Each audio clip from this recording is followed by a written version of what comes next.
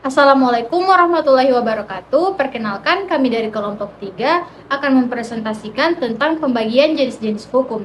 Perkenalkan, nama saya Siti Fadil Abdullah. Saya Jamal Ahmad. Saya Indah Zuhrodinggio. Saya Ali Supriyanto Dadi.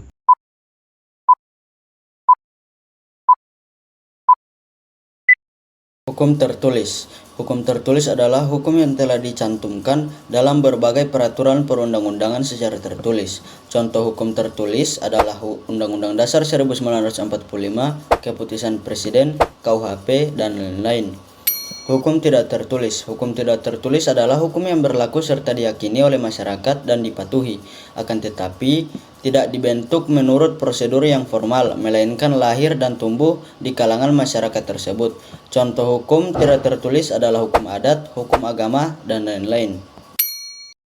Hukum berdasarkan sumbernya itu ada 5. Pertama, undang-undang, yaitu hukum yang tercantum dalam undang-undang.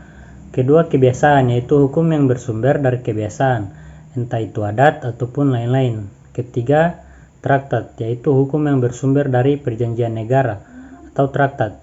Keempat, jurisprudensi atau hukum yang muncul karena adanya keputusan hakim.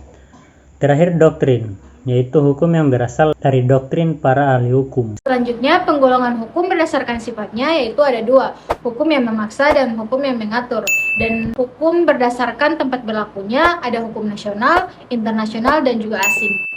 Selanjutnya ada hukum berdasarkan waktu berlakunya.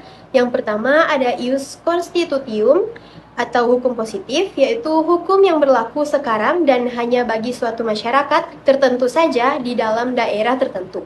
Contohnya, Undang-Undang Dasar Republik Indonesia 1945, Undang-Undang RI Nomor 12 Tahun 2006 tentang Kewarganegaraan Republik Indonesia.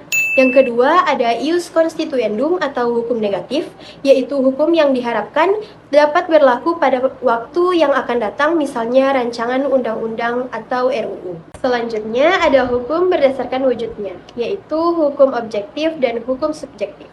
Hukum objektif adalah hukum yang mengatur tentang hubungan antar dua orang atau lebih yang berlaku umum.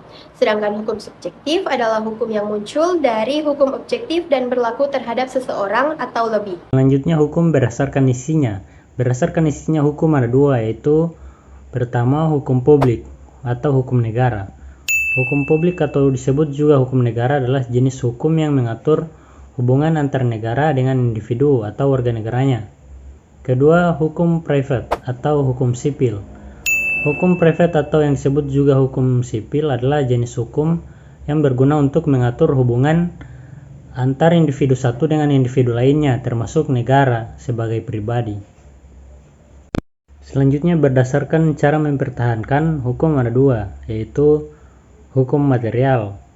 Hukum material adalah jenis hukum yang mengatur hubungan antara anggota masyarakat yang berlaku secara umum mengenai hal-hal yang dilarang serta hal-hal yang dibolehkan. Kedua, hukum formal. Hukum formal adalah jenis hukum yang mengatur tentang bagaimana cara mempertahankan dan melaksanakan hukum material. Kesimpulannya, dengan pemahaman mendalam terhadap berbagai jenis hukum, kita dapat mengakui pentingnya kerangka hukum yang komprehensif dalam menjaga keseimbangan, keadilan, dan keamanan dalam suatu masyarakat. Sistem hukum yang baik mengakui kebutuhan dan dinamika kompleks masyarakat modern, sekaligus menjaga nilai-nilai dasar keadilan dan hak asasi manusia.